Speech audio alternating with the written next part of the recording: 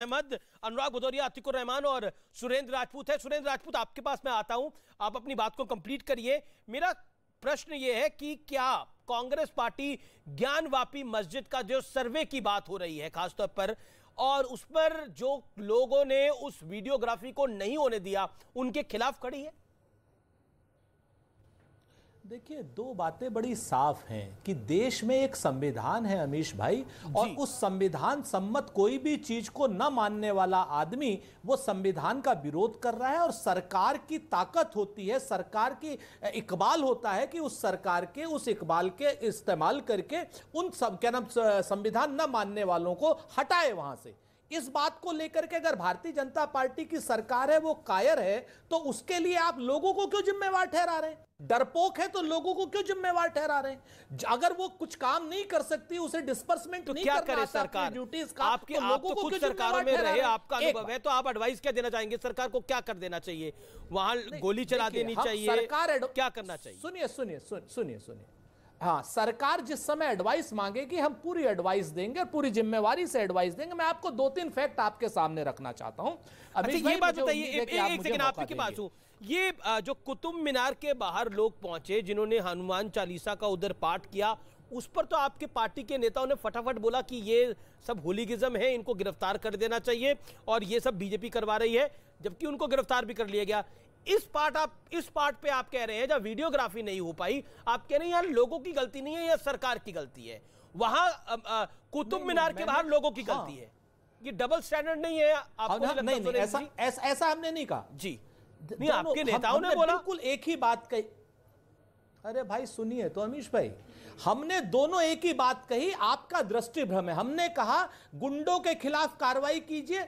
दिल्ली की सरकार में दिल्ली की पुलिस ने कार्रवाई की, उत्तर प्रदेश की कायर सरकार ने और कायर पुलिस ने कार्रवाई नहीं की। उसमें आप क्या कर सकते हैं? ठीक है, जवाब शहजाद। दूसरी बात मैं आपसे कहना चाह रहा हूं, एक सेकंड, जवाब भी ले लेते हैं, एक एक करके जवाब लेते हैं। शहजाद पूरा 30 सेकंड है। सुरेंद्र राजपूत भाई, आप हमारे साथ बेईमानी कर रहे हैं। हाँ, देखिए, मैं आपको मौका दूंगा सुरेंद्र जी आगे। हमारी बात पूरी हो जाने। ठीक है, एक सेकंड उनको अपनी बात बाद आप मुझसे जो कहे आप बोल दीजिए, अपनी रख लीजिए आप। मुझे लगा आपकी बात कंप्लीट हो गई है।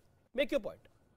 नहीं सर, अब मैं आपको दो बातें बताता हूं। पहली चीज, जिन्होंने विष्णु स्तंभ कहा या जिन्होंने जो भी कहा, आप बहुत स्पष्ट रूप से विवाद को क्यों खोद रहे हैं आज की डेट में? चूंकि मुद्दों को भटकाने की बात है, महंगाई से, बेरोजगारी से ध्यान हटाने की बात। दूसरी बात, जिस तरीके से कमरों को खोलने की बात की जा रही है, वीडियोग्राफी, कल की डेट में तो ये लोग ये भी कहेंगे वहां नरेंद्र मोदी जी की तस्वीर दिखाई दे रही है। सुभाष चंद्र बोस की फाइलें जब तक क्लासिफाइड थी अमीश देवगन साहब, उस वक्त तक इस क्लासिफाइड फाइलों पर भारतीय जनता पार्टी के लोग कितना हंगामा करते थे। जिस दिन से वो फाइलें खुल गई, कोई एक आदमी बोलता हो। तीसरी बात मैं जो फाइनल आपसे कहना चाह रहा हूं कि हमारे शहजाद भी हैं, हमारे औरंगजेब भी हैं, और हमारे अनुराग भी हैं, हमारे अमीश भी हैं।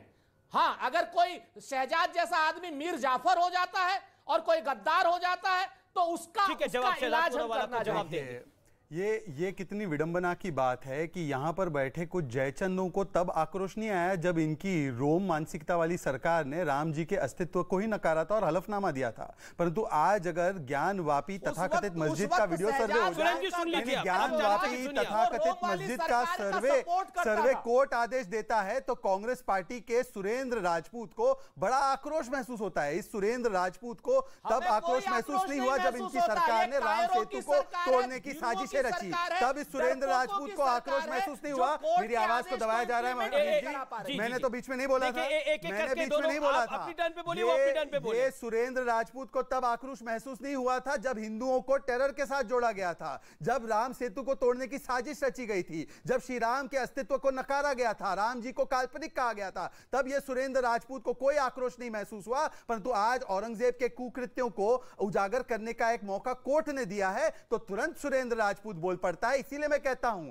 औरंगजेब इनका, कांग्रेस कमेटी इनका नामकरण होना चाहिए। और दूसरी बात मैं पूछना चाहता हूं, देखिए आज इन्होंने कहा कार्रवाई, जब ये कार्रवाई होगी ना सुरेंद्र राजपूत, जब यूनिफॉर्म बुलडोजर कोड चलता है, यूनिफॉर्म लाउडस्पीकर कोड चलता है और यूनिफॉर्म क्रिमिनल कोड चलता है योगी जी का, तब कौन ये आ जाता है दंगाइयों के पक्ष में? सीए के दंगाइयों के पक्ष में कौन बैठा था? हमने पूरे देश ने देखा था। तो बिलबिलाना मत, जब कार्रवाई की जाएगी तब बिलबिलाना मत। ये तो कोर्ट के कंटेम्प्ट का विषय है। आज तो आपका पर केवल मुझे इतना दुख होता है कि जो सुरेंद्र राजपूत हिंदुओं को आतंकवादी कह सकता है, वो इन संविधान विरोधियों के खिलाफ एक शब्द नहीं बोल पाता, जो कॉन्स्टिट्यूशन को और कोर्ट को चैलेंज करते हैं। बार कहा जा रहा है ये ज्ञानवापी का मस्जिद का मुद्दा जो है वो बीजेपी लेके आई है, लेकिन ये कोर्ट का निर्णय है, इसमें बीजेपी इसको नहीं लेके आई है, ये कोर्ट ने बोला वीडियोग्राफी करने के लिए। दंगों के पक्ष में सिर्फ भारतीय जनता पार्टी है। अच्छा, एक सेकंड और मैं आपको बताता हूं, बड़ी इंपॉर्टेंट बात कह रहे हैं। क्या कहा आपने सुरेंद्र राजपूत जी? सुरेंद्र राजपूत जी अभी आपने क्या बोला? Can you repeat please? खा सकती है।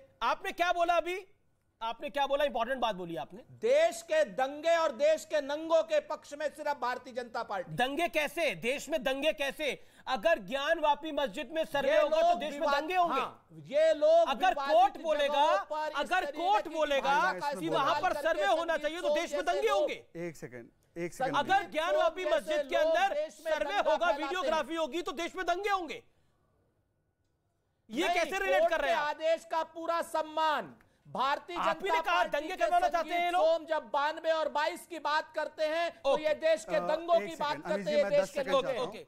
अमित जी, मैं मुझे बड़ा दुख होता है कि आज 5 महिलाएं दैनिक दर्शन के अधिकार के लिए मां श्रृंगार गौरी के अगर कोर्ट पहुंचते तो उनको देश का नंगा कांग्रेस पार्टी के लोग कहते हैं। देश का नंगा उन लोगों को कहते हैं जो गणपति जी का और वहां पे जो देवी देवताओं के जो हमारे विग्रह हैं उनको सुरक्षित रखने की बात करते हैं। जो नंदी जी और जो बाकी वहां पर दिख रहा है कि किस प्रकार से पश्चिमी दीवार पर उस तथाकथित मस्जिद के हिंदू चिन्ह वहां पर दिख रहे हैं, अगर उसकी कोई वकालत पैरवी करने जाता है तो सुरेंद्र राजपूत के लिए देश का नंगा कहलाता है। और सुरेंद्र राजपूत जो हिजाब के फैसले का विरोध करते हैं वो देश के नंगे नहीं होते। जो हिजाब और लाउडस्पीकर के फैसले का विरोध करते हैं वो देश के नंगे नहीं होते। जिस पीएफआई को आप मार्च निकालने की परमिशन कोटा में देते हो वो देश के दंगे और देश के नंगे नहीं होते। ये सुरेंद्र राजपूत की विकृत मानसिकता है कि श्री राम के अस्तित्व पर तो सवाल खड़े करते हैं, पर जो कोई देश के अंदर अगर कोर्ट के माध्यम से मां श्रृंगार गौरी के दैनिक दर्शन के लिए जाता है तो कांग्रेस पार्टी सोनिया गांधी उसे देश का नंगा कहती है। Okay, lot of reaction on Twitter, lot of reaction on Twitter. जो देश का नंगा कहा गया है, देश का जो नंगा कहा गया है उसमें बड़े सारे रिएक्शन आए हैं। उसमें यह कहा जा रहा है क्या हिंदुओं की धार्मिक भावनाओं को ठेस नहीं है अगर देश का नंगा कहा जा रहा है? सुरेंद्र राजपूत, आप इसको क्लैरिफाई करना चाहेंगे? वो देश का नंगा आपने हिंदुओं के संदर्भ में कहा था या किसी और के संदर्भ में कहा था? क्योंकि शहजाद पूनावाला कह रहे हैं जो लोग मां श्रृंगार गौरी की पूजा अर्चना करना चाहते हैं उनको आप देश का नंगा कह रहे हैं। एक सेकेंड, लेट हिम आंसर। बातें अमीश भाई, हम हिंदू मुसलमान नहीं करते। जो लोग दंगा फैलाते हैं वो देश के नंगे हैं, इसमें हिंदुओं के पीछे छुपने वाले शिखंडी हैं। और ये शहजाद पूनावाला और इनकी पार्टी के करौली का मुख्य आरोपी मतलूब अभी तक पकड़ा नहीं गए। 1 महीने हो गए। हिंदू विरोधी हिंसा को देश का नंगा है कि नहीं है? अशोक गहलोत कहते करौली में कुछ नहीं हुआ। अशोक गहलोत कहते छोटा मोटा दंगा हुआ। अशोक गहलोत अपनी पुलिस लगा देते हैं पत्रकारों के पीछे, पर मतलूब को नहीं पकड़ सकते। जो छाबड़ा का मेन दंगाई है आसिफ, वो मतलूब की तरफ फरार है। आपकी इफ्तार पार्टी में पाया जाता है। वो देश का नंगा है या नहीं है? जो खरगोन में दंगाइयों पर कार्रवाई की गई बुलडोजर के द्वारा, वो देश के नंगे थे या नहीं थे? उनके लिए दिग्विजय सिंह बोलते हैं कि अरे मजलूमों पर कार्रवाई हो गई। ये देश के नंगे है या नहीं? Lot of reaction coming in on this point, lot of reactions coming in on this point.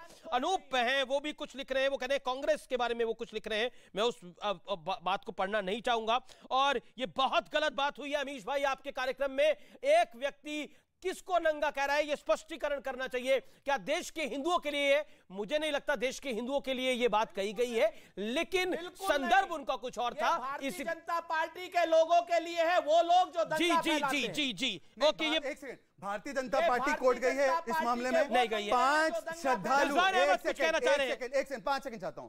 5 Hindu श्रद्धालु महिलाएं गई है। अगर उनके मामले में आदेश आता है और ये कहते हैं कि ऐसा मामला उठाने वाले देश के नंगे है, मतलब वो 5 हिंदू श्रद्धालुओं के लिए ये सुरेंद्र राजपूत, ये जयचंद उनको देश का नंगा कहता है। ये महिलाओं का अपमान है, ये हिंदू श्रद्धालुओं का अपमान है, ये हिंदू धर्म और संस्कृति का अपमान है, और ये हिंदुओं के ऊपर सबसे बड़ा मेरा निवेदन है। ये बीजेपी का क्या लेना देना इस मामले में? बीजेपी कोई लेना देना नहीं। इन्होंने हिंदू श्रद्धालुओं को देश का नंगा कहा है। शांत होइए आप पहले माफी मांगी जाएगी। नहीं, मैं आपकी भावना की कदर कर रहा हूं। आप आपकी भावनाएं हैं, और ये जो शब्द बोले गए उन्होंने उसको क्लैरिफाई करने की भी कोशिश की है।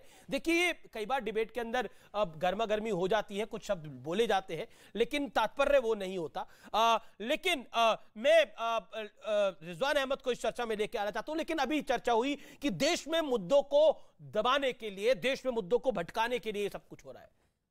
जब श्री राम मंदिर का आंदोलन शुरू हुआ था ना, तब भी यह कहा गया था कि देश के असली मुद्दों से ध्यान भटकाने के लिए यह सब कुछ शुरू हो रहा है। लेकिन आज रामलला का मंदिर बन रहा है, सत्य है। अगर कुछ नहीं है तो 25 कमरों में कुछ नहीं निकलेगा, दूध का दूध और पानी का पानी हो जाएगा। अगर कुतुब मीनार में